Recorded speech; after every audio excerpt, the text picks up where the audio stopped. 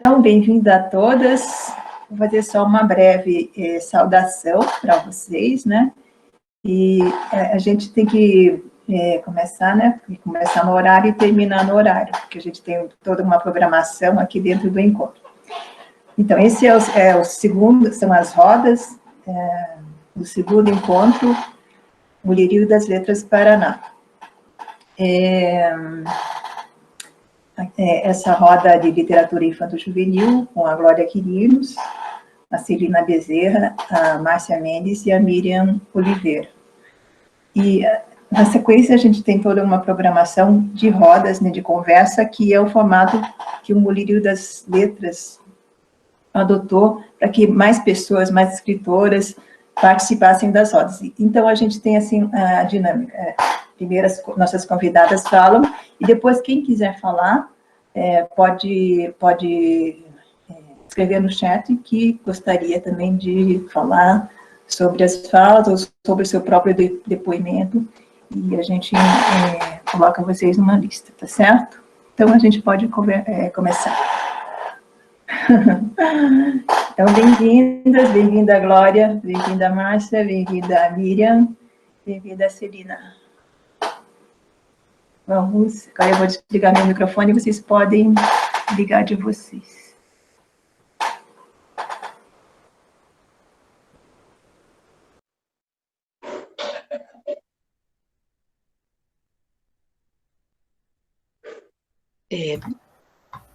Quem começa é a Glória. Bom dia. Uma grande e especial alegria estar aqui com o Mulherio das Letras, inaugurando uma nova maneira, principalmente para mim, de comunicação com os leitores, com os colegas, ter o mundo nesse quadradinho do meu computador aqui na frente. Eu estou ainda num estado de perplexidade. E o que é o estado de perplexidade, senão aquele que nós almejamos, que nós queremos muito despertar nas crianças? E é por ali que eu começo minha fala, que é mais uma provocação para todos os colegas, principalmente para os leitores, para os professores, enfim. Em que momento nós percebemos, sentimos esse estado de surpresa, de perplexidade diante das palavras? Com as crianças, na infância, como nos surpreendia uma palavra? Nesse sentido, pequeno parênteses, por favor, alguém me fala o momento de parar, a hora, porque quando eu pego uma primeira, segunda, terceira, vou e ninguém mais me segura, gente, por favor, façam sinais assim, tá legal? Então, parênteses fechado, volto à questão das palavras, um recorte aqui, aliás, tenho livros teóricos também, um deles é esse aqui, não sei se aparece, Criança e Poesia na Pedagogia Frenet, das Paulinas. Ali trago como algo muito, muito precioso para mim a fala de Júlio Cortázar, o escritor argentino, quando criança. Vejam o que ele fala. Eu gostava de algumas palavras, não gostava de outras. Algumas tinham certo desenho, uma certa cor. Uma de minhas lembranças de quando eu estava doente é a de me ver escrevendo palavras com o dedo contra uma parede. E o que ele escrevia? Ele escrevia assim: Lola Membrives. O que é Lola Membrives? Uma atriz de cinema, que os pais dele mencionavam muito, ele nem conhecia, nem sabia, mas ele ficava apaixonado por esse nome, por essa palavra nova, não é?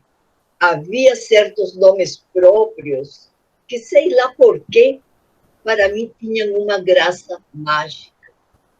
Na literatura infanto-juvenil, procuro, sim, e me encontro com grande prazer quando leio um livro de literatura infanto-juvenil, onde me traz, de certa maneira, esse fascínio pelas palavras que Júlio Cortázar, quando criança, ele sentia.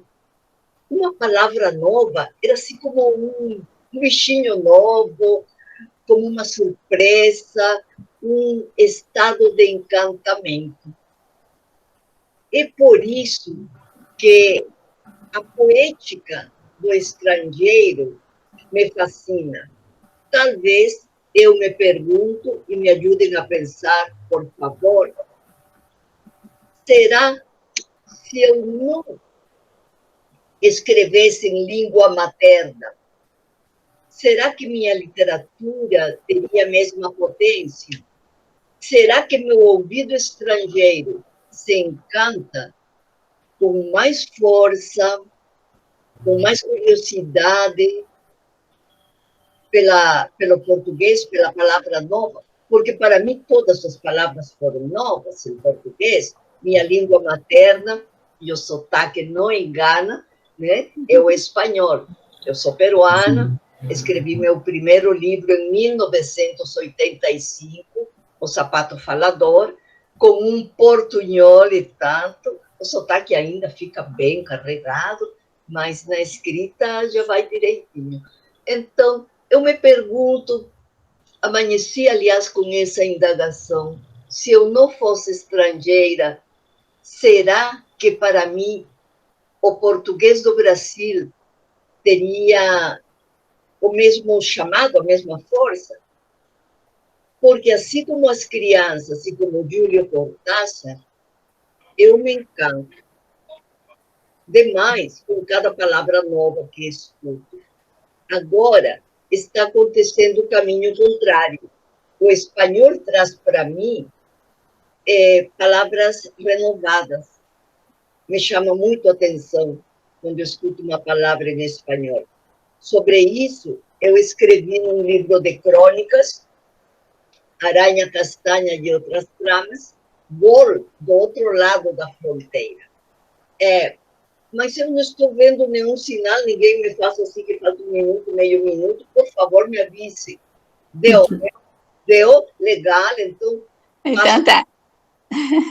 Diga, passo a voz para mais alguém, a conversa não termina aqui. Tenho livros bilíngues, algumas teses de mestrado, doutorado, já referenciam esse caráter bilíngue de alguns livros meus, ensaios também, e a conversa continua e eu quero ouvir as outras convidadas. Tá certo. Primeiro de tudo, muito bom dia a todos que estão assistindo. Muito obrigada pelo convite de participar desta roda de conversa. Muito obrigada, Marília Kubota, e ao Mulherio das Letras Paraná, e parabéns pelo evento. Eu tenho visto que as crianças adoram neologismos, então esse encantamento com as palavras realmente é algo que eles se encantam, né? Palavras novas sempre trazem uma certa curiosidade e dão vazão à imaginação das crianças também. E, Glória, eu vi que você tem um livro chamado Formigarra e Cigamiga. Então, são neologismos, né? Você fez um jogo aí de palavras.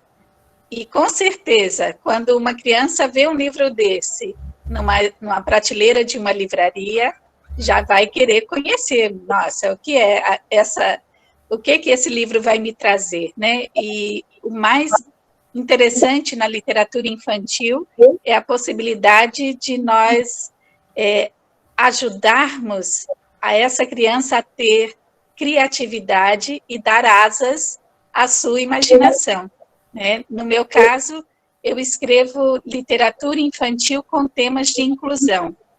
eu trago um pouquinho do mundo real, eu saio um pouco do mundo fantástico e trago um pouco do mundo real para as crianças, que é também uma questão de responsabilidade, para que elas não achem que o mundo é só feito de fantasia e de mundo fantástico.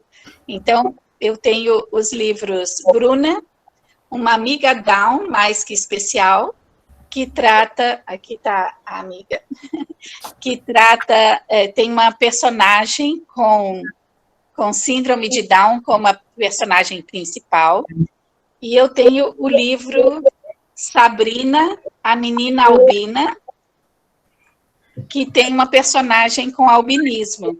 Então, 1 bilhão de pessoas no mundo têm algum tipo de deficiência, em 7 bilhões e meio. Então, é um contingente muito grande, e aí eu trago um pouco desse universo de pessoas que tenham algum tipo de deficiência ou alguma característica especial, como é o caso do albinismo. Então, e também tem chamado bastante a atenção das crianças. Acabo aqui minha fala, passo para a Miriam. Oi. Obrigada, Celina. Obrigada, Glória. Eu não consigo me fixar aqui, mas eu estava aqui absorvendo cada palavra da querida amiga Glória, então, uma grande mestra, mas eu queria, em primeiro lugar, agradecer o convite. É um prazer imenso estar aqui com o Mulherio das Letras, trazendo a literatura infanto-juvenil, infanto-juvenil, tão importante. E a Glória falava do encantamento da literatura. Eu diria, querida Glória, que um bom texto, uma boa história, traz o encantamento em qualquer língua. O encantamento de um bom texto é universal, não importa se é na língua estrangeira, se é em português, em portunhol, como você diz. Se o texto conseguir encantar a criança, porque a literatura infanto-juvenil é isso. Nós sabemos que tem uma lista de benefícios que a leitura traz, mas se a criança não se encantar com o que ela está lendo, ela não vai aprender nada. Então, o bom texto precisa, antes de mais nada, encantar e divertir. E aí o restante você vai despertando na criança, né? Se ele conseguiu encantar, despertar a emoção, a criatividade, a imaginação, a palavra nova, aquele encantamento da palavra nova, como você mencionou. Se o texto conseguiu trazer tudo isso para a criança, ele é literatura. Eu sou a prova viva do que acontece quando uma criança lê um livro. Eu nasci lá em Pernambuco, na região Nordeste, numa região castigada pela seca, e lá nós não tínhamos acesso a meios de comunicação, muito menos a livros. Eu tinha uma única escola no município, eu caminhava 4 quilômetros para ir até a escola, e felizmente nós tínhamos uma professora que tinha a prática da leitura na sala de aula.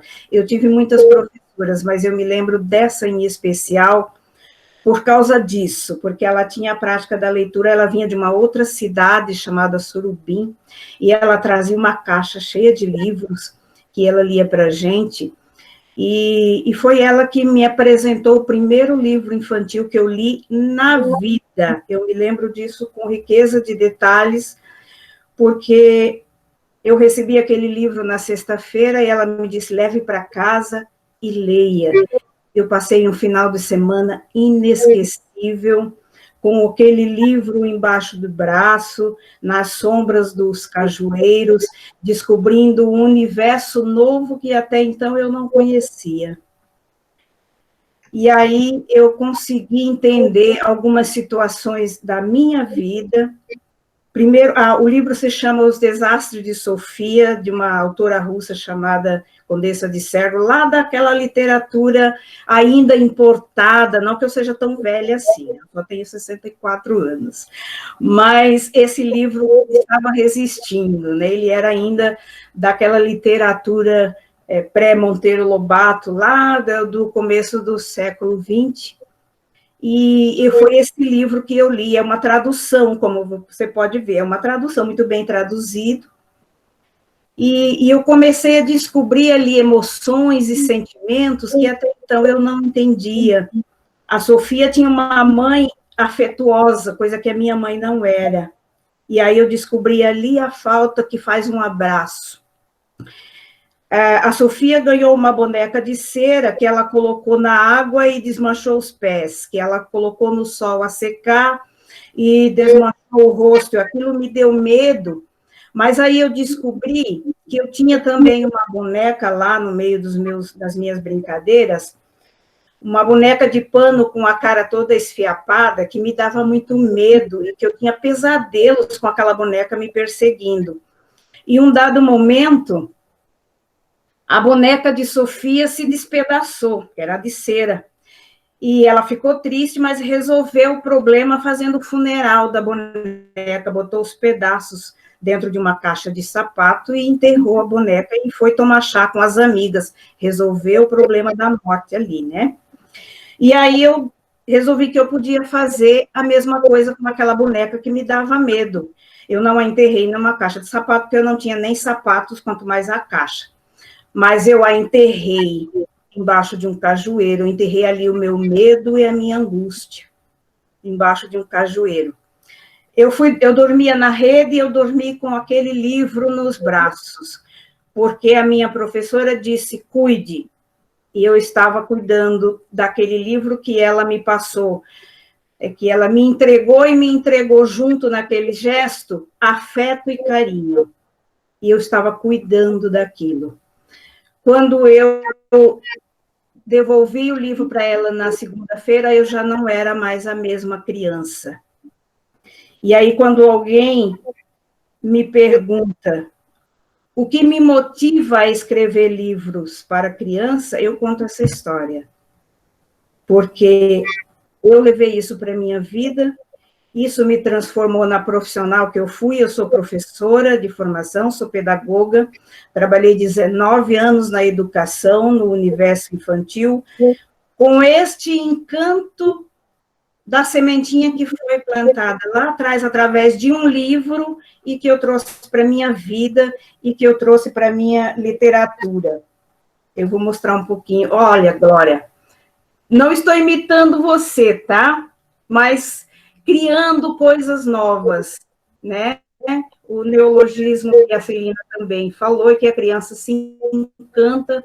Siga a Abelha é um dos meus livros, a Siga a Abelha porque é a história da amizade de uma formiga, de uma abelha com uma cigarra, né? E que vai, com certeza, buscando aqui trazer encantamento e coisas novas para as crianças. Eu tenho outros livros aqui, Léo, a Lagarta Sonhadora. Eu gosto muito de utilizar a fábula dos animais, os bichinhos do jardim, e que exerce um fascínio para as crianças. Então, eu escrevo utilizando os animais como personagens. Léo, a Lagarta Sonhadora, que se transforma na borboleta. A Joaninha Ninha, mais um bichinho do jardim. E a Joaninha que nasceu sem pintinha. A Celina gosta muito desse livro, né? Celina que fala um pouquinho da aceitação de si mesmo, da aceitação da diferença do outro, do respeito. O Lobo Godofredo, que fala da empatia, da amizade, do lúdico, tão importante nos textos infantis. Aqui eu passo um pouquinho para o mundo fantástico, que a criança gosta também e precisa, o Conto de Fadas, Safira, Unicórnio Azul, esse daqui já infanto-juvenil, para crianças um pouquinho maior. O último que foi lançado no sábado passado, eu não tenho o livro, eu tenho só a capa aqui, olha. Esse é com o tema ambiental, são 2 tartaruguinhas marinhas, As Aventuras de Madalena e Zé do Casco, também trazendo ensinamento e, antes de tudo, encantamento. Eu termino aqui a minha fala, muito obrigada. Passo para a próxima, eu acho que é a Márcia Mendes. Bom dia, gente aqui presente. Bom dia a todos, né, e todas que estão participando. Prazer imenso. Estou emocionada, Miriam, muito emocionada. Prazer, Márcia. Eu não a conheço, mas é um grande prazer conhecê-la, falar com você. Somos nordestinas, né? Nordestinas, isso. Bem aqui, bem baianinha. Baiana do interior da Bahia.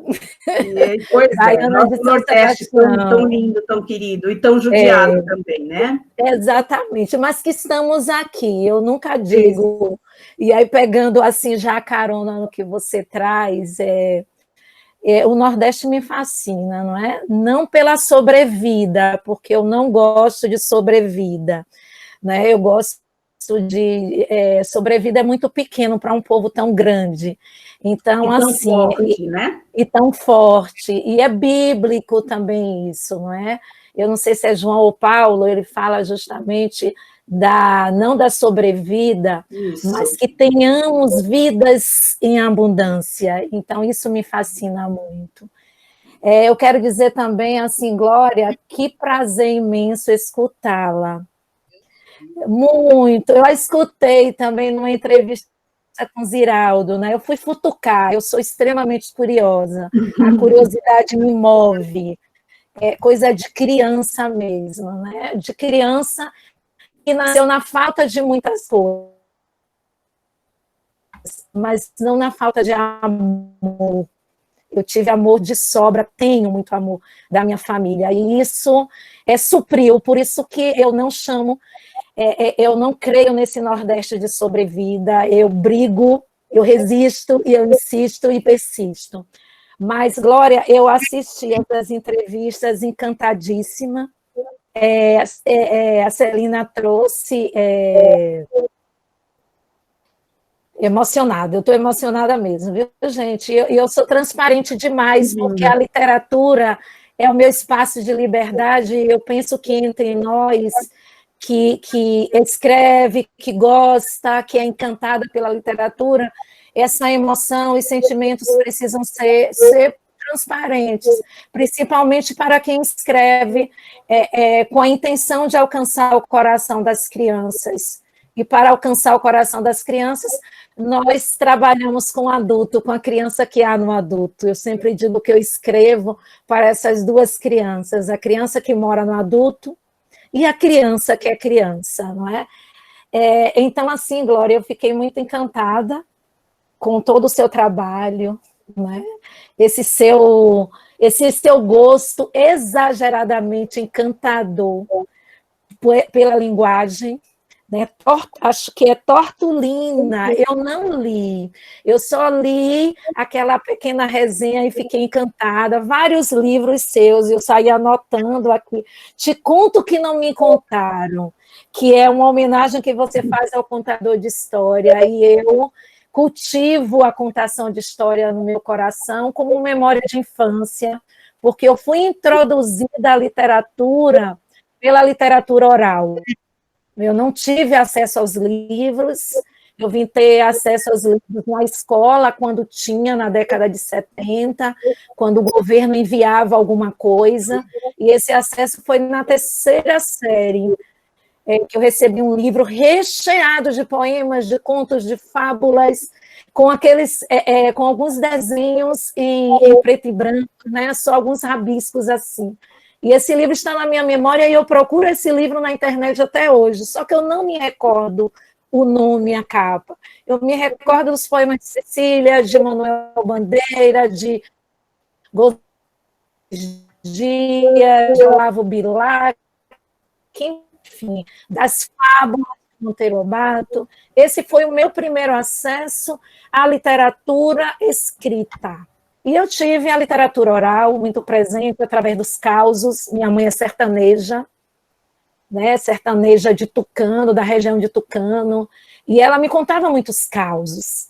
E o acesso também à literatura oral na feira, que eu ia para a feira, não para fazer feira, que eu não gosto de fazer feira. Quem faz feira até hoje é o marido. Mas, assim, é para ficar entre as panelinhas de barro, as bonecas de panos, viu? Que eu amo as bonecas de pano. Tenho várias bonecas de pano, e principalmente as pretinhas. Eu coleciono as pretinhas aqui. São várias que eu tenho. De pano também, de EVA. São várias, assim, que eu amo minhas bonecas. Enfim, então eu ia para a feira, ficava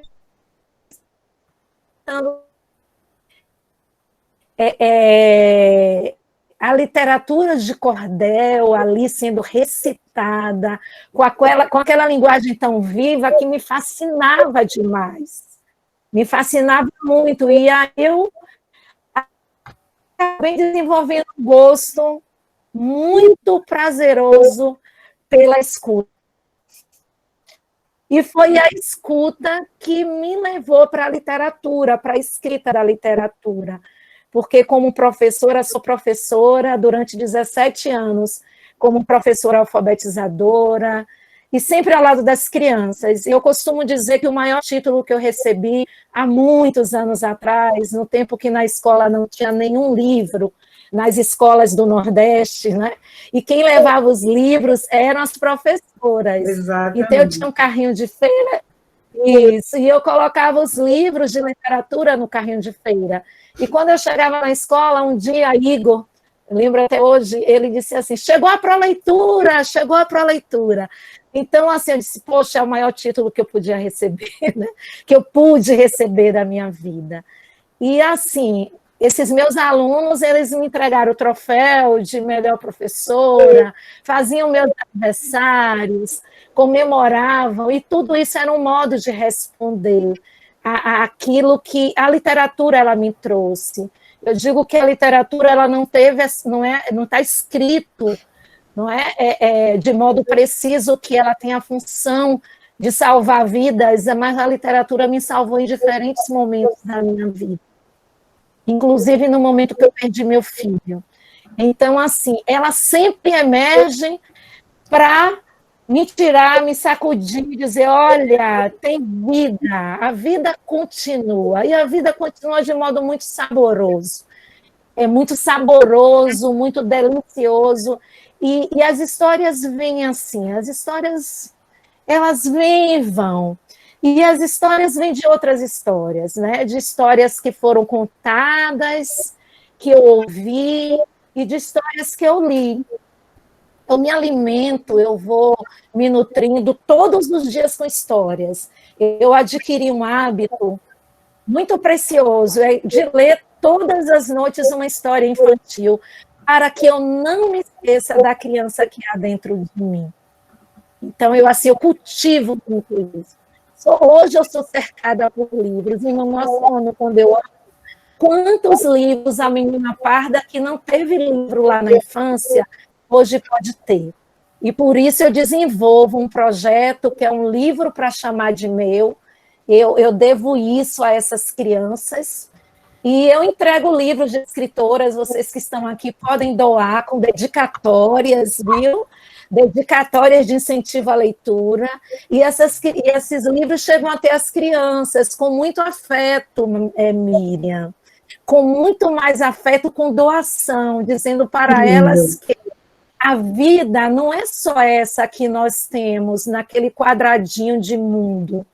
A vida é muito mais. E quando nós ofertamos o melhor que há em nós não estamos doando apenas um material, não é? Não é só o livro que chega para ela, chega para ela o afeto, chega para ela o alimento da alma, não é? Chega para ela uma doação dizendo, olha, nós podemos participar da vida de tantos outros, podemos ser doadores não só de comida, mas de amor, de afeto, de conhecimento.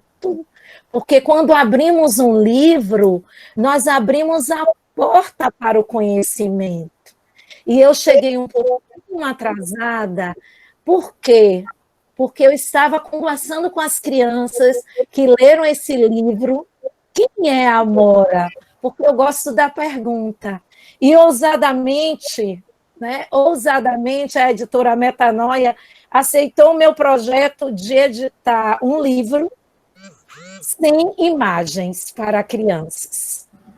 Por quê? Porque o desenho é muito desprezado pela escola. E eu sou do tempo que a professora, não porque ela quis, é como ela aprendeu. Nós somos as marcas daquilo que nós vamos aprendendo ao longo da vida. Então, ela colocava uma flor, ela pintava a flor, e nós tínhamos que pintar a flor daquele jeito, né? Fazer tudo daquele jeito.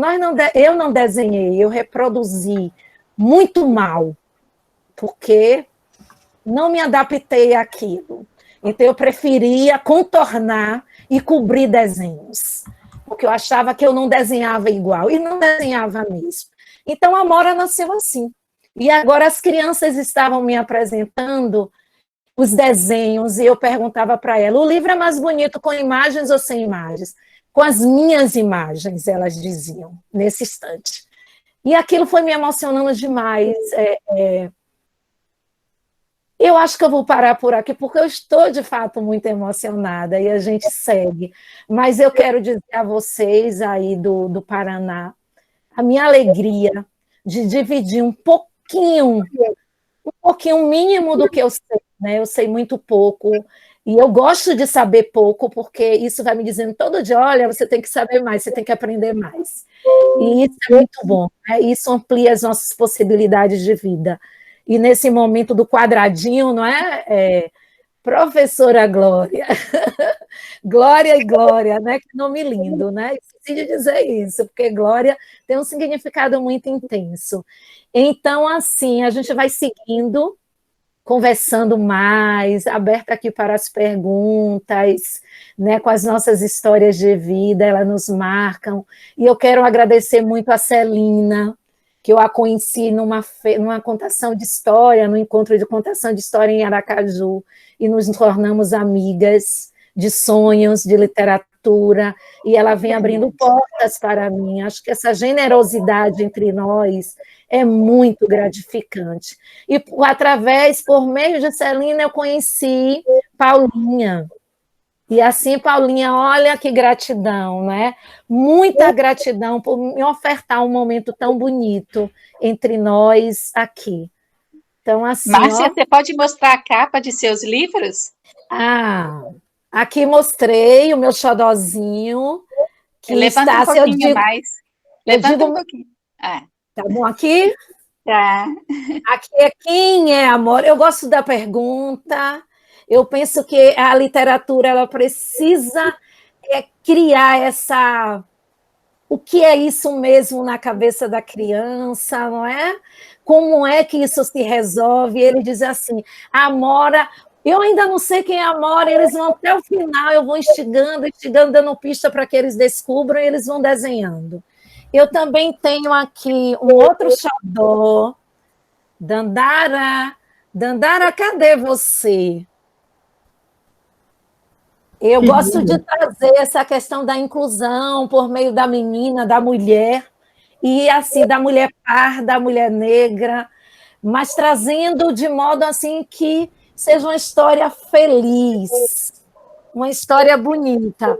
Um outro livro que está para ser lançado, eu mostro depois, porque está aqui atrás, e se eu me movimentar aqui, eu tenho fibromialgia, vou ficar cheia de dor aqui.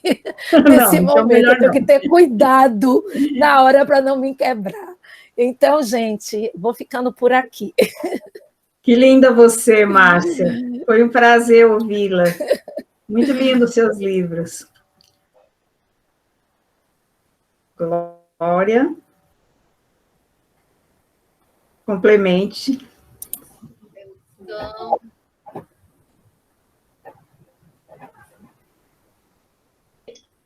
ouvindo atentamente todas vocês. Está tudo certo até aqui? Estão me ouvindo? O microfone? Sim. Sim.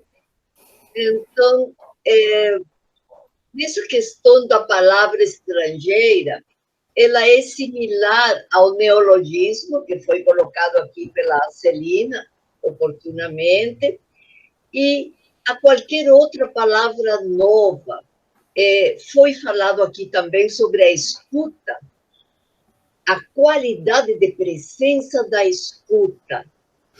E eu puxo um fio da escuta para tocar um pouco na degustação sonora, degustar as palavras, a degustação sonora. E vou puxar um outro fio e vou lá para o Nordeste. Ah! Para o livro Lindo Nordeste. Vidas Secas de Graciliano Ramos traz de presente para nós duas crianças perguntadeiras, Márcia. Uma que quer saber por quê, o que significa uma palavra que pela degustação sonora ela achou. Sim. Mas não sabia o que significava. E sabe qual era a palavra? Era a palavra inferno. E ele pergunta para a mãe, para a senhora Vitória, mãe, o que significa inferno? E a mãe desconversa, não fala. E o menino insiste e pergunta, mãe, o que significa inferno? E a mãe faz outras coisas, não liga. O menino desconfiado pergunta, você já esteve lá? Isso é ótimo. E a reação da mãe é dar um cocorote, aliás, palavra bonita, cocorote. Cocorote. O croque. O que faz o menino? Ele continua com a indagação, Márcia, e ele vai lá se consolar com a cachorra baleia. Isso, a baleia. A baleia. E fala o seguinte, que é muito bonito, ali que está a fonte da degustação sonora. Ele fala assim, inferno, inferno, como uma palavra tão bonita pode significar coisa ruim. Que bom, que prazer trazer esse recorte da fala de Vidas Secas, do menino mais velho, com o prazer da degustação sonora.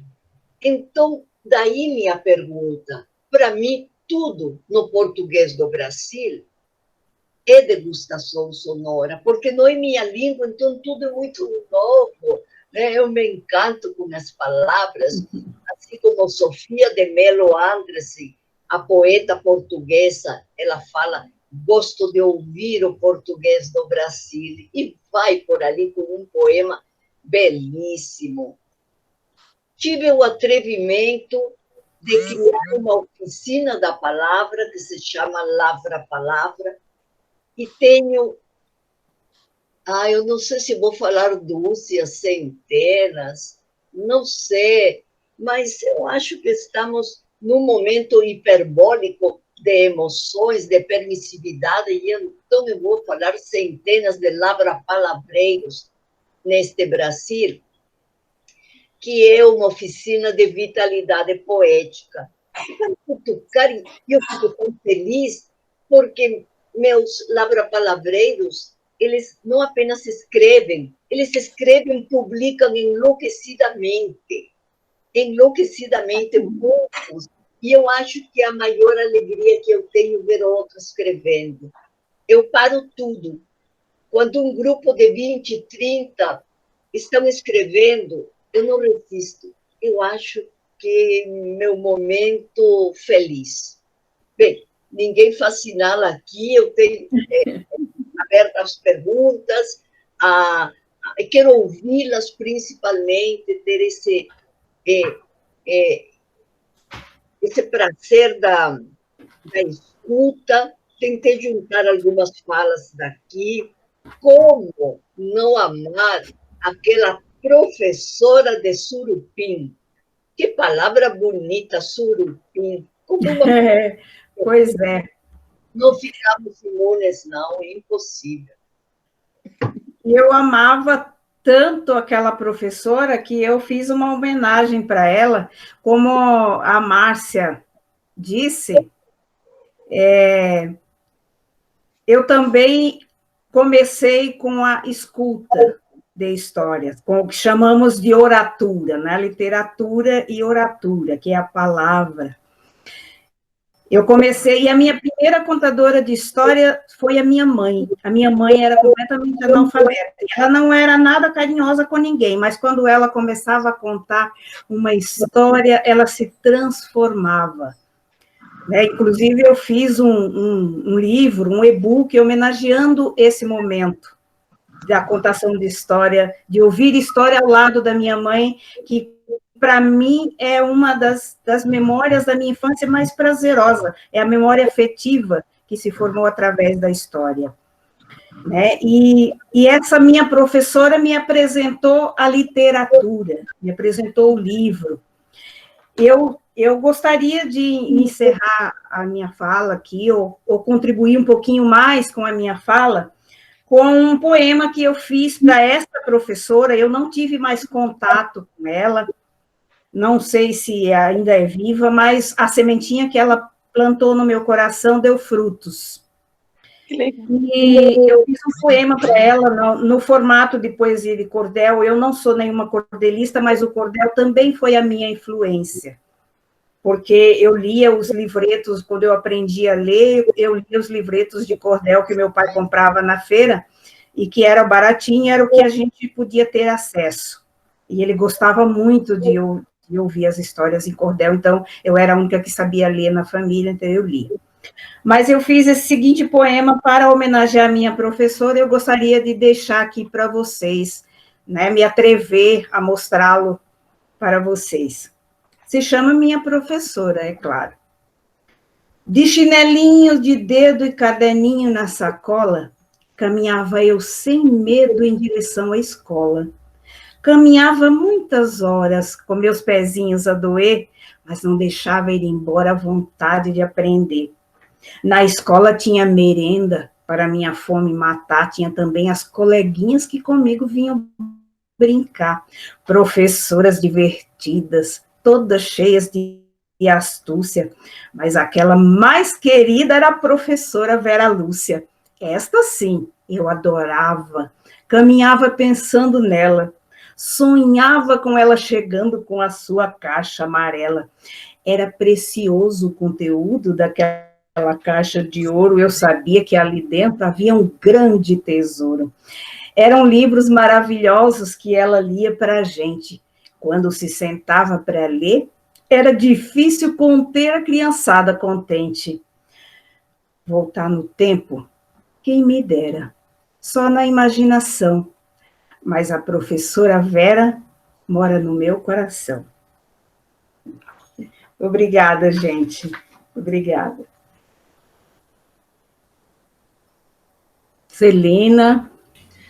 Que lindo, Miriam. Que memória afetiva maravilhosa que você trouxe para nós. Né, memórias. Assim como você, as minhas maiores memórias, né, de infância com relação à literatura estão linkadas a meus pais. Minha mãe me contava histórias da carochinha, né, que é aquela baratinha que tinha fita no cabelo e dinheiro na caixinha. Isso. E o meu pai, que contava repetidamente a história da formiguinha e a neve. E essa história, ela veio de tradição oral, mas em 1970, o Braguinha, que é aquele maravilhoso que foi homenageado por uma escola de samba, né? Yes, nós temos Braguinha. Isso. O Braguinha, ele colocou essa história em um livro, né? Então, existe o livro A Formiguinha e a Neve, que é de tradição oral. Sim. E esse livro, essa história, meu pai contava para mim na hora que eu ia dormir. Prendeu Muitas o pezinho vezes na neve. Contei muito essa história. Isso, e eu adormecia antes da historinha acabar. E quando eu fiz 40 anos, eu fiz um sarau, convidei amigos e meus pais estavam presentes, e eu tinha um microfone aberto, as pessoas falavam poemas, recitavam, e também eu pedi a meu pai que me contasse o final da história da Formiguinha e a Neve, e ele lindamente, ele recitou, ele contou a história, e foi um momento, assim, muito emocionante para mim. Então, a questão da literatura, para mim, começou com a escutatória, né? Porque eles faziam a leitura e eu ouvia apenas porque eu não tinha adquirido ainda a leitura.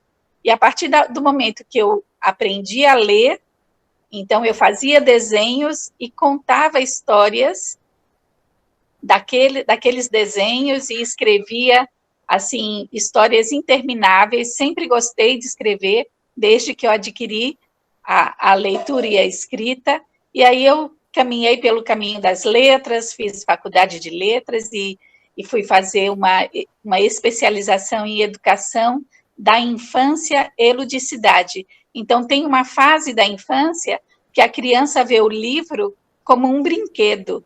Então, se o livro é disponibilizado para as crianças, se o livro é disponibilizado para as crianças, como é disponibilizado os brinquedos, né? Toda criança tem uma pequena estante no seu quartinho de brinquedos, ou aonde ele brinca, ele vai usar o livro como brinquedo e vai se encantar com as ilustrações, mesmo antes de adquirir a leitura.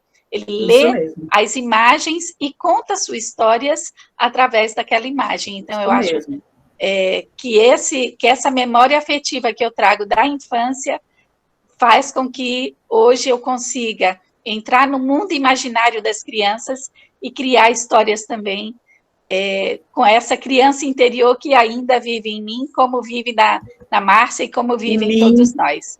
Né? Então, aqui eu acabo minha fala. Muito obrigada. Obrigada. Márcia, tem mais alguma coisa? Tão bom escutar vocês, viu? Que coisa maravilhosa, né? Que delícia! É uma delícia. Uma live, nós 4 aqui. É uma delícia a escuta, eu gosto muito. E as minhas filhas, eu tenho 2 filhas, Yasmin e Vitória, e elas, pequenas, elas diziam assim, minha mãe, que ouvido é esse, não é? Que ouvido é esse? E meus alunos também, porque às vezes eu estava escrevendo de costa ali no quadro e alguém falava e dizia assim, é o que mesmo e tal. Eu disse, professora, que ouvido é esse? Então, eu atribuo isso justamente a esse momento da minha infância que eu escutava muito. Eu fui uma criança muito solitária, né? Eu não fui sozinha, né? Mas assim, essa solidão de estar só, não de ser só, contribuiu muito para o meu gosto pela escuta, pela história, pelas coisinhas. Minha mãe também não lia a palavra, mas ela lia o mundo com uma precisão, principalmente o tecido, porque ela é costureira, né? E eu cresci ao lado de minha mãe, costurando ao som da máquina, e quando ela olhava, eu fazia as bainhas, e ela desmanchava, dizendo, olha, ainda não está bom, sabe por quê, filha? Nós conhecemos uma boa costureira pelo avesso. Ela não sabia que estava me ensinando tanto, não é? Que a parte mais bonita do bordado é o avesso. Essa é a parte mais bonita de nós. Então, assim, como eu quero ouvir mais, eu quero escutar mais, né? Porque ouvir é biológico, escutar é uma atitude. E eu busco muito isso para eu não me esquecer. E eu quero escutar mais as colegas, as perguntas. Eu vou terminar também esse livro aqui da Andara, As pessoas, quando me escutam contar a história, dizem assim, Dandara, é você? Eu não sei. Pode ser que sim, pode ser que não. Mas eu acho que é você, eu disse, não sei. Então, elas perguntam muito. Aqui traz a Prodione. A Prodione foi a pró que me ensinou a ler por meio de poemas. Era uma pró que a gente chama aqui, nós chamamos aqui no Nordeste, ainda hoje, de pró da banca, porque eu não aprendi a ler dentro da escola pública, não é? Não aprendi, mas a Prodione ensinou para mim, e depois eu cheguei na escola. E aí eu faço uma homenagem a ela, que também, viu? E eu termino essa história assim, dizendo justamente, brincando com sonhos também. A Dandara, a menina cresce, e entre os pés de Joá, toma para si o mundo, e colore o céu azul com a sua pipa, e enche de poesia os fins de tarde cantadas lá no sertão. Dandara, a Dandara já sabe que é memória, que é história, é vida que brinca de viver. Então, vamos abrir para esses momentos, esse momento tão rico, que é o momento que é justamente das perguntas, que é aí que está a essência, né? A essência do ato de aprender. Lindo, Márcia. Linda. Bom dia, pessoal. Com licença, vamos abrir aí para a fala agora da Rosângela. Pode abrir o microfone, Rosângela? Posso. Bom dia a todas. Não vi se tem menininhos no grupo. Se tiver, bom dia para eles também, né? É uma alegria ouvi-las, né? Eu que sou da área da literatura infanto-juvenil, sou professora dessa disciplina. No momento não estou atuando porque estou na coordenação do curso, então passei para uma colega a disciplina, mas não pude deixar de estar aqui ouvindo essas escritoras, né? Porque ouvindo escritoras da literatura infantil a gente se emociona muito. Nas falas de vocês, né? Tanta coisa bonita vem. Então, só assim, no primeiro momento, parabenizar vocês, a Marília por esse evento, né? Do Mulherio das Letras, que maravilha. E, assim, mais uma vez, declarar meu amor pela Glória. Sou apaixonada pela Glória. Já estive naquela salinha tão linda que ela está ali, com aquela janela de fundo, fazendo um curso daí, sendo uma lavra palavreira dela, né? E assim, aprendi tanta coisa linda com ela. E dizer também assim que é tão importante, né, isso que o Mulherio das Letras faz, que é trazer autoras, principalmente para a gente, né? Porque nós temos muitos escritores de literatura infanto-juvenil no Brasil, muitos, e homens, e bons também, né? Mas, assim, quantas mulheres muito boas que nós temos e que muitas vezes não é dada a elas o mesmo espaço, a mesma importância, né? Então, eu tenho tentado sempre trazer para os meus alunos em sala de aula escritoras mulheres. Então, isso para mim é muito importante ouvi-las. E aí a minha pergunta vai... e só dizer assim, Márcia, que coisa mais... Acho que é a Márcia, né? Desculpem, a última que falou. Que coisa mais linda isso de dizer, né? Até eu anotei aqui, que ouvido é esse, né? Que ouvido é esse? Porque eu acho que escrever histórias passa muito por isso, mas a minha pergunta é justamente isso, né? Que pode passar pela Glória e por vocês, como que é preparar esse... Meu sobrinho abriu a porta, essas são as coisas das lives, né? Como que é preparar esse processo de escrita para crianças, né? Porque eu vejo assim que deve ser bem diferente. Assim, eu que trabalho com literatura, e não só infantil, com outras também, que estudo os livros, aquela coisa, é algo muito diferente, né? O neologismo, né? Tão bonito, tão lindo, presente em Guimarães Rosa, mas aquele neologismo não é esse neologismo lindo, maravilhoso da cigarra amiga, ali da cigamiga, ou do que a outra professora, a outra escritora que comentou da abelha, né? Não é essa lindeza de ouvido, né? Então, eu acho, assim, que deve ser um processo bem diferente. Eu queria ouvir um pouquinho mais sobre isso também, pode ser da Glória, de vocês aí, de quem quiser. Mais uma vez, obrigada por esse evento. Marília.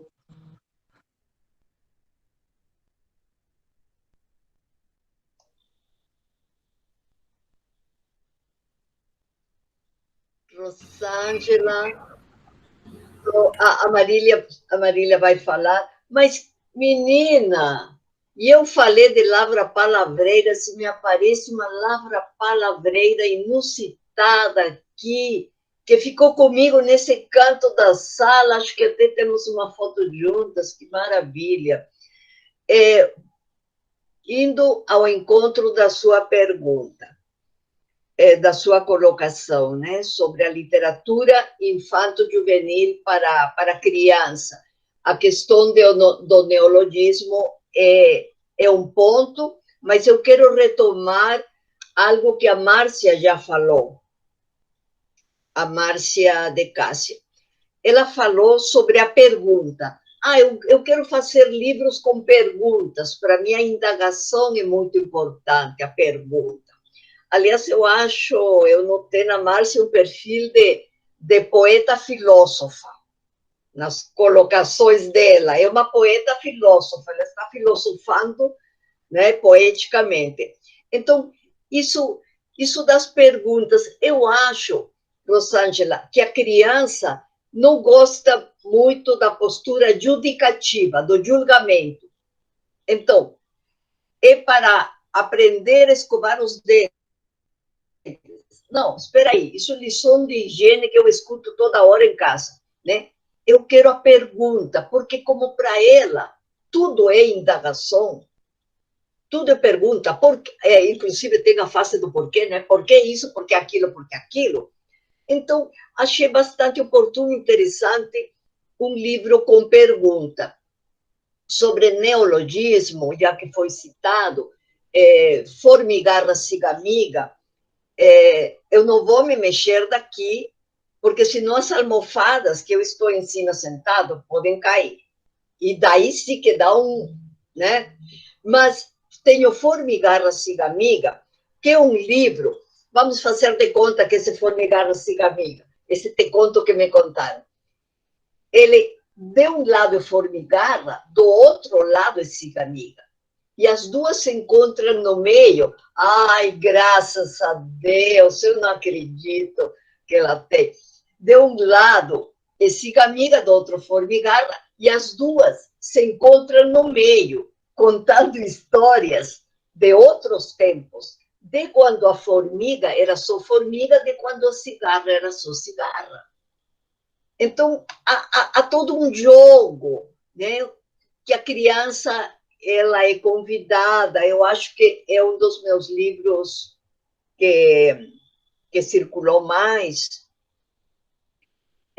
Só gostaria, até para finalizar minha fala, talvez, porque foi referenciado, eu não estou com os livros atuais aqui. Formigarra Cigamiga foi publicado pela Paulinas, tem outros pela Paulus. Te conto que me contaram por causa da, como vocês falaram, oralidade, não, oratura, né? Oratura. Por causa da oratura, esse livro, Te Conto que me contaram, essa aqui é uma edição antiga,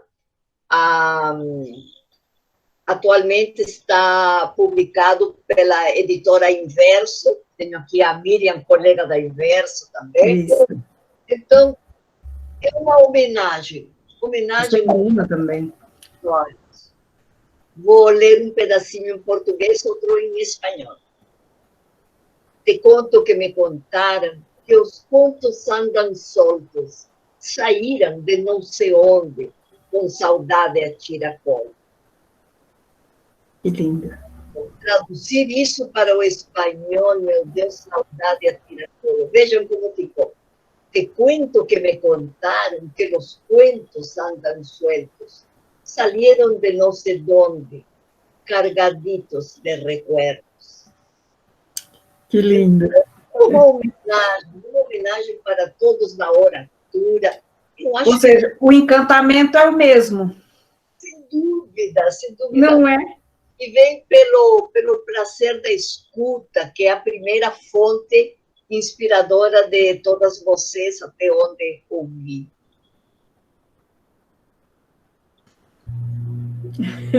Filhos? Que linda! Se alguma das convidadas ainda quiser fazer algum comentário, eu posso passar para a próxima pergunta. Eu quero só agradecer a oportunidade de estar aqui conversando com vocês. Que riqueza de manhã. Parabenizar o Mulherio das Letras por este evento. Gratidão a todos. Ok, eu queria falar, Dina, um pouquinho, porque um dos meus livros ele está em prosa e o outro ele está em versos, né? Ele foi escrito com rimas e a gente sabe que as crianças se encantam pela sonoridade das palavras e as rimas na primeira infância principalmente acaba atraindo bastante a curiosidade das crianças, né? Então, eu queria ler um trecho do meu livro, Sabrina, Menina Albina.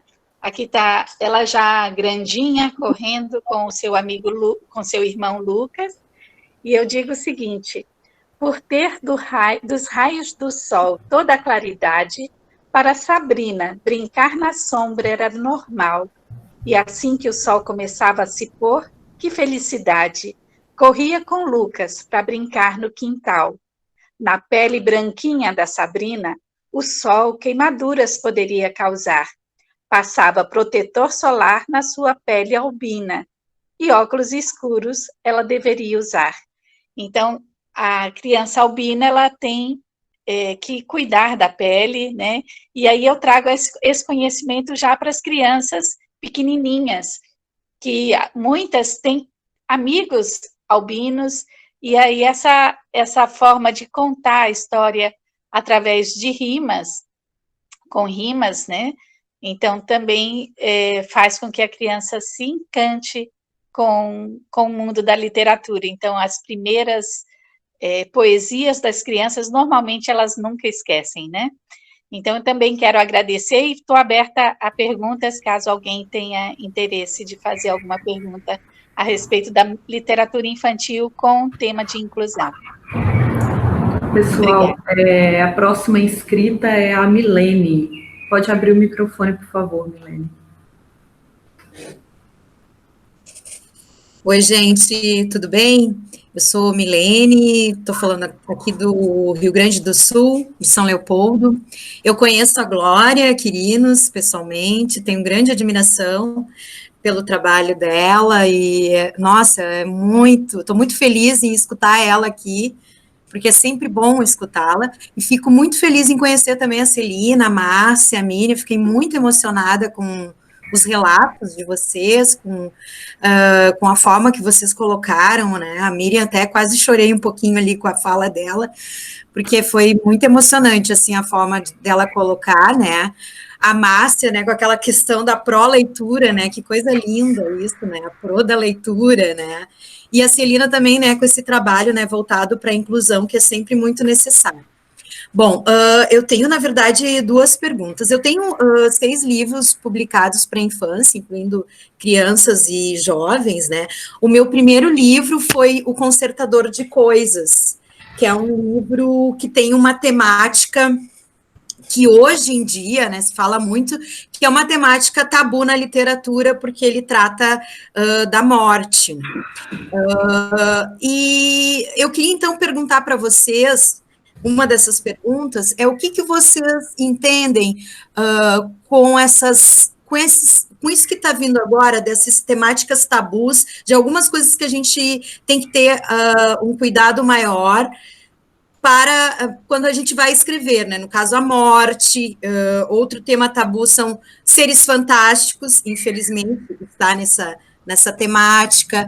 Outro tema é a questão do gênero, né? O que vocês pensam sobre isso em relação à escrita? A minha outra questão é em relação à narração de histórias. Eu também sou narradora de histórias, porque eu sou professora também, eu atuo numa biblioteca na cidade de Novo Hamburgo, que se chama Fábrica do Saber. Essa biblioteca, ela atende todas as escolas da rede municipal de Novo Hamburgo. Então, meu trabalho nessa biblioteca é como uma promotora de leitura. E eu gostaria de saber o que vocês pensam na narração de histórias como auxiliar nesse incentivo da procura pelos livros. Nesse sentido, né? A Glória, né, como uma que eu conheço mais, assim, como narradora também, que começa a falar e a gente fica encantada com a forma dela falar, com os poemas que ela vai declamando e vai falando, parece assim parece que o tempo não passa, né? E eu fico muito encantada, e toda vez que ela fala, pelo menos as vezes que eu participei de encontros com ela, toda vez que ela falava os livros, eu anotava todos os livros e queria ler todos os livros, queria ter todos os livros, queria ver todos esses livros, né? Esse encantamento que os narradores acabam causando, né, nesses futuros leitores, né, desses livros. Eu acho que vocês todas também, a Miriam, a Márcia, a Celina, também devem ser narradoras de histórias, pelo que eu ouvi, assim, né, um pouco de vocês comentando, né. Então, queria ouvir um pouquinho sobre isso, né. Eu também tenho livros que, eu acho que foi a Celina que comentou da questão do poema agora, né, da prosa poética, né. Esse meu livro, Concentrador de Coisas, é em prosa poética, e um livro que eu tenho mais recente, que se chama Que Monstro Menino, que tem duas coisas que foram faladas aqui. A pergunta, né? Que monstro menino, e ele é todo em formato de poesia, né? Ele é uma poesia de pergunta e resposta, onde a mãe e o menino vão conversando o tempo todo. E outro livro que eu tenho com poemas é um livro com vários poemas de seres fantásticos. E até essa pergunta, que é o Manual de Interação Monstruosa, essa pergunta que eu fiz em relação a um dos temas tabus serem os seres fantásticos, foi porque, ultimamente, eu ando encontrando algumas restrições em algumas escolas que não querem mais histórias com bruxas ou com seres do fantástico. Então, às vezes, eu faço a narração de história e depois a pessoa diz, a gente não fala sobre bruxa aqui, a gente não fala sobre saci, a gente não fala sobre isso. Então, para vocês comentarem um pouquinho sobre isso. E até vou terminar, então, minha pergunta falando um poema desse livro aqui, se vocês me permitem, que se chama O Saci. E ele diz assim, o Saci está aí? Não sei não. Você viu? Que é isso, menino? A panela caiu, o leite azedou. Ai, ai, ai, ai, ai, ai, ai. Cadê você, menino danado? Só o cheiro do cachimbo é que ficou.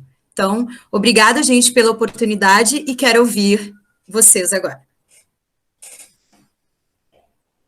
Milene, São Leopoldo foi a primeira cidade que eu morei no Brasil. Novo Hamburgo, fui professora de inglês. Que saudade que você me traz, que bom saber que você conhece minha literatura e que bom conhecer tua literatura agora. Eu vou responder de maneira muito breve tuas indagações. Morte e vida não são excludentes. Não são excludentes. Quanto mais morte, mais aprecio a vida. Quanto mais vida, me deparo com a morte. Fadas e bruxas não são excludentes. Levantem aqui a primeira mão quem nunca teve seu rompante de bruxa. E quem não teve seu acesso de fada. Mas é claro que não são excludentes. O real e o fantástico, e aqui falo mais diretamente para a Celina, que quando iniciamos ela falou, eu quero trazer coisas da realidade também, do que todas as crianças estão sentindo, por exemplo, a criança albina, coisa e tal. Gente, como me levou tão longe pensar que vontade de conhecer uma criança albina, como me levou para o fantástico, esse tão real que você traz. Então, real e fantasia estão juntos. É a conciliação dos opostos que nós custamos tanto a compreender. E ali entra novamente formiga e cigarro estão juntos, né? Obrigada, um abraço enorme e obrigada por me trazer, Milene. São Leopoldo, a primeira cidadezinha que eu morei, Novo Hamburgo, a primeira cidade onde fui professora de inglês. Oh, que saudade, Milene.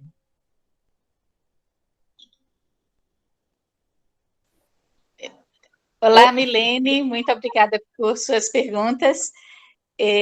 Eu quero também falar sobre essa questão do fantástico. A Lídia Ortélio, que é uma pesquisadora do ser humano ainda criança, ela traz a seguinte informação: o fantástico, o imaginário e o brincar são essenciais para o desenvolvimento do ser humano ainda criança. E é isso, a criança precisa ter contato com o fantástico, e essas novas atitudes de algumas escolas que dizem, não, a gente não traz bruxa para a escola. Inclusive, eu sou professora de inglês, e durante a época do Halloween, alguns professores foram contra eu fazer uma festa, né, com as crianças sobre aquela cultura que é mais americana, que traz o Halloween, que traz as bruxas, os fantasmas.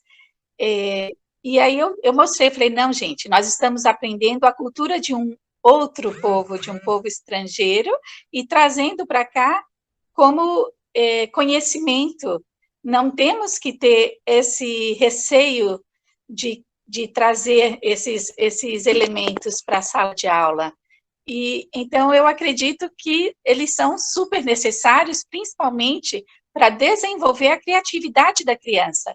A criança é um mundo, a mente da criança, ela vai utilizar esse mundo imaginário para correlacionar com o mundo real.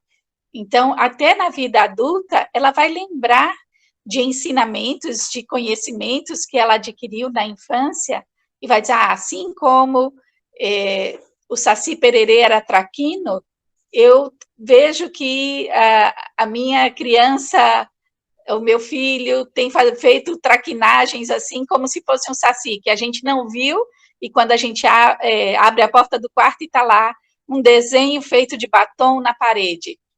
Foi o meu saci que aprontou. Então, é isso, a gente precisa do imaginário, do fantástico na literatura, eu acho essencial, e parabéns por suas obras, Milene. E aqui eu termino minha fala. Eu quero parabenizar, Milene, assim, pelas as perguntas que você trouxe, e principalmente pelas seus trabalhos, suas obras, seus fazeres, seus teceres. Isso é muito bonito, não é? É o sentido. Qual o sentido de escrever? É compartilhar conhecimentos, né? E é importante que haja essa abertura. Então, é um ato de coragem também. Às vezes, Celina faz assim, mostra os livros, Márcia, mostra os livros. Ela sempre me incentiva nisso, porque eu fico falando e esqueço dos livros. As pessoas que lêem, sim, você tem os livros, você vai querer vender, então eu esqueço. É incrível isso. Então, eu admiro muito essa força, né? E essa potência que a mulher traz. Isso é muito significativo. E Marília, parabéns por um evento tão bonito. É o segundo, né? O segundo encontro Mulherio das Letras no Paraná. Então, assim, eu fico muito lisonjeada de estar aqui participando com vocês. E essa questão que a Milene trouxe do luto, eu costumo dizer assim, minha mãe, eu sou filha desse luto, porque minha mãe perdeu o primeiro filho, e eu perdi meu primeiro filho. Então, assim, viver com o luto, conversar com a criança, é muito importante. Agora também, Milene, eu penso que com a literatura infanto-juvenil e mais a literatura infantil, ela precisa precisa, não sei se seria a palavra, mas eu gosto de deixar isso nas entrelinhas, que isso a criança pergunte, não precisa ser dito, ela precisa sentir. Por exemplo, eu escrevi um conto que vai ser lançado no coletivo de mulheres, que é o Calibe, aqui na Bahia, são escritoras baianas que escrevem contos. Então, eu escrevi um conto que eu trouxe Gabriel, o meu filho, isso vocês estão sabendo por não está aqui, mas vocês sabem agora através de mim. E eu trouxe a Marielle. E eu digo assim no livro, né? A autora fala dessa maneira. Era uma vez um menino da cor de jabuticaba. Não, da cor de jabuticaba não, um menino da cor de uma noite sem lua e sem estrelas. Entre carros, panelas, pedras transparentes, brincava um menino tão contente, seu nome Gabriel seria. Todavia, por aqui, um tempo curto ficou. De lá, da terra do sempre, Gabriel, torcendo ficava para aquela menina grande, tão cheia de graça, pudesse ter seu sonho de um mundo melhor. Entretanto, que tristeza, em uma noite de março, em suas mãos frias, precisou segurar. Juntos tocar o céu, abracadabra, e a terra do sempre sorrindo, por conseguinte, mais iluminada ficou. A menina e o menino, quando chegavam, o espaço encantava, sorrindo ficava. Sim, eles brincavam, rimando palavras. Isso é um fragmento do conto, né? É o segundo parágrafo. Então, eu trago de uma maneira bem implícita, e que, se for necessário, a criança pergunta, se ela perceber que existe essa relação, ela traz. Então, o importante é que o professor, como leitor, com nível de proficiência mais acentuado do que essa criança, ele perceba o que está ali e ele possa mediar o que virá. Então, é nesse sentido que, para mim, a literatura ela nasce da pergunta, da interrogação, e como o Antônio Cândido ele nos chama a atenção, ela é um direito humano.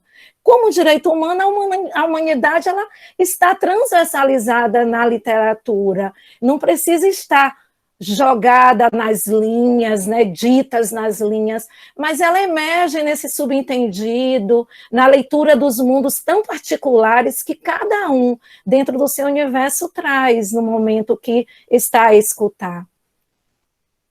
Obrigada. Eu só queria complementar, ela falou a Milene falou da narrativa oral, eu só queria dizer o seguinte: a narrativa oral é a porta de entrada. É a narrativa oral que vai ressignificar o texto. É ela que vai despertar na criança a vontade da leitura. E o interesse por conhecer, por perguntar, por despertar. É só isso. Obrigada. Pessoal, temos a inscrição da Etel, da Carla e da Marília, certo? E mais uns 10 minutos. Eu convido, entre as três, quem quiser entrar, a ligar o microfone.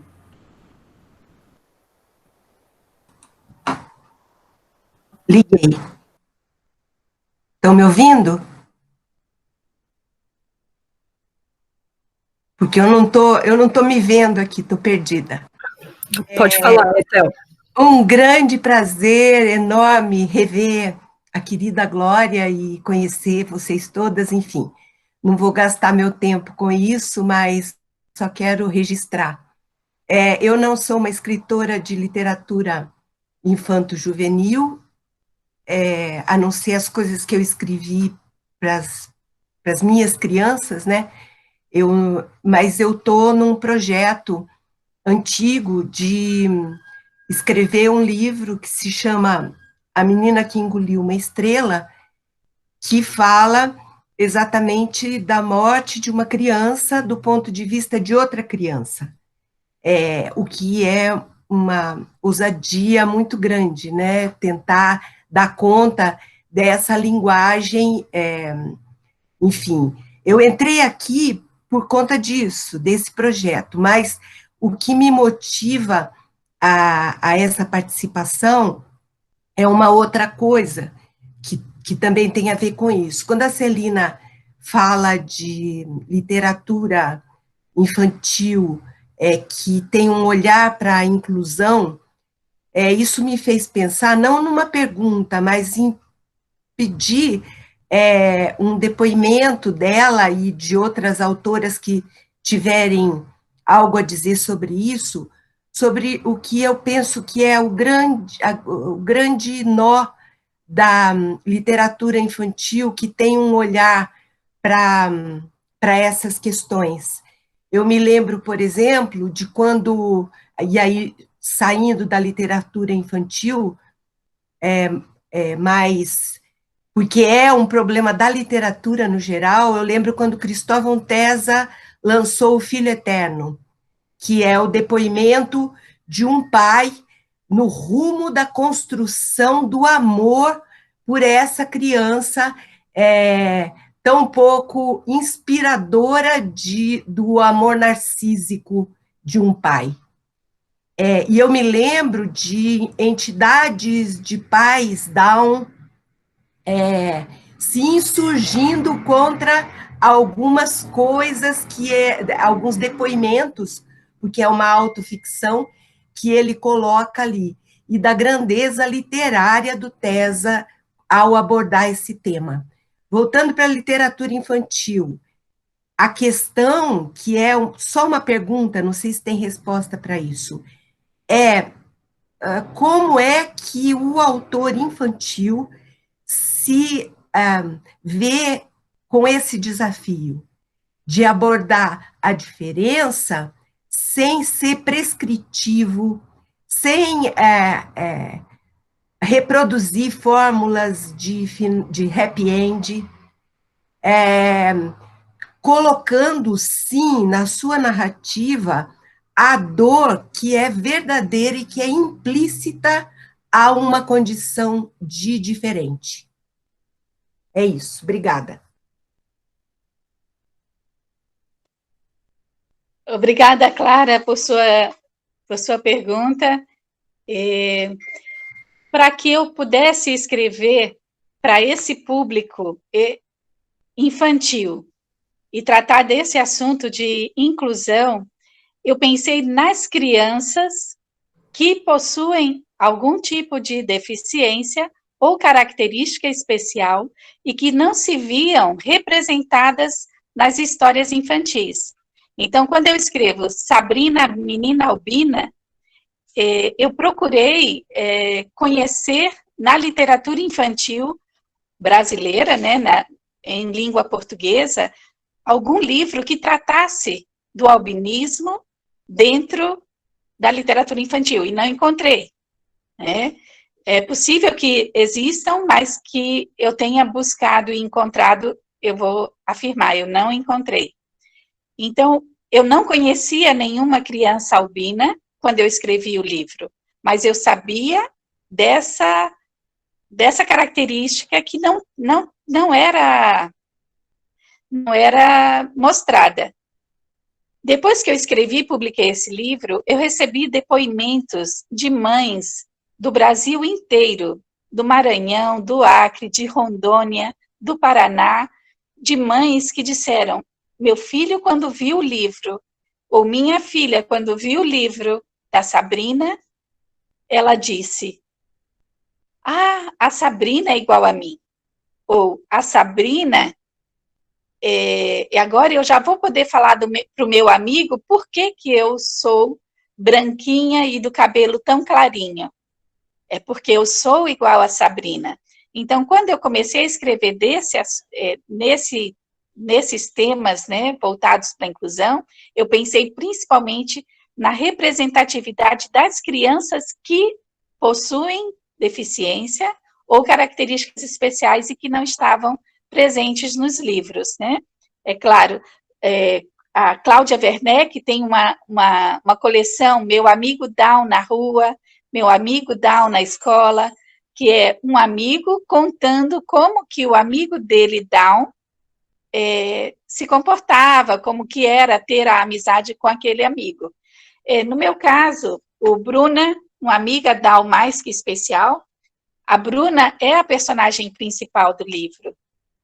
E da mesma forma, crianças com síndrome de Down se sentiram representadas nesse livro. Então, eu não pensei muito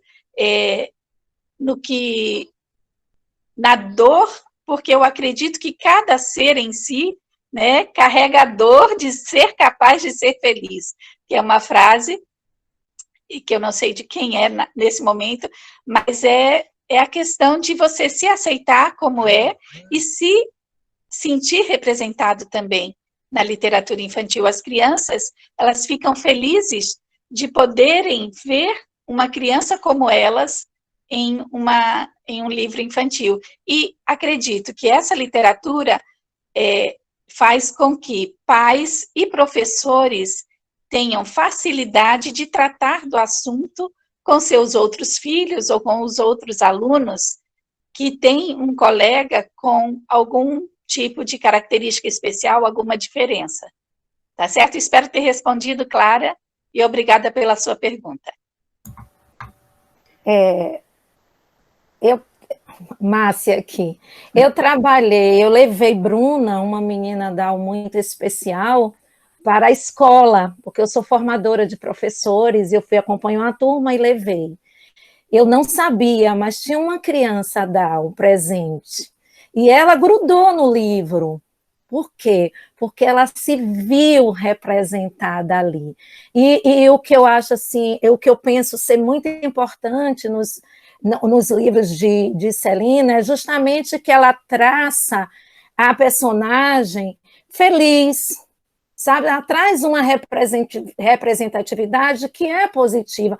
Não é no lugar apenas da negação, no lugar da dor. Nós sabemos que ela está ali, que ela existe, mas traz essa criança, traz a representação ali, uma representação bonita. E foi assim que a criança que eu acompanhei, ela se viu e ela segurou no livro, e tem uma foto dela que é extremamente expressiva, né? Porque a imagem diz muito de como ela se vê feliz. Eu também, Clara, sua pergunta é muito, muito, muito pertinente. E eu trago essa questão também para a representatividade da criança negra, não é? Que também é inclusiva, essa discussão, principalmente dentro do espaço, do meu espaço, que é Bahia, e que incrivelmente é um espaço também de negação dessa criança negra, da representatividade positiva dessa criança. Por isso que eu penso que a literatura, de um modo muito especial, ela é inclusiva quando ela é escrita, ela toma a palavra como arte, quando ela traz esse teor humanizador, como Cândido sinaliza, quando ela brinca com as palavras, ela inclui e nós precisamos estar atentos para o que está ao nosso redor. Quando eu entrei na escola, eu vi aquela criança de 5 anos que me recebeu alegre, com o cabelo como o de Dandara, e disse assim: olha, meu cabelo está solto, olha o meu cabelão aqui. Minha mãe deixou. Em um outro momento, na festa literária de Mucugê, a criança chorava querendo o livro, e a mãe olhava para mim porque o livro tinha terminado, e aí meu marido saiu, pegou na mão de outra pessoa e disse ao adulto: depois ela manda o livro para você, e entregou à criança que chorava. A criança chegou, pegou em meu cabelo e disse assim para a mãe: mãe, olha a textura do cabelo dela. Então, assim, isso é inclusão, é esse o grande barato da literatura, da humanização, é uma representatividade que fuja também dos estereótipos, que não dê esse lugar de de negro escravidão, sofrimento, dor. Tem muita criança negra, muita criança Down, muita criança albina, extremamente feliz, como tem outras crianças que têm tudo isso no lugar dito como normal e que não são, e que têm as suas dores. Eu lido com crianças anos e anos, e não perco de vista esse lugar da criança.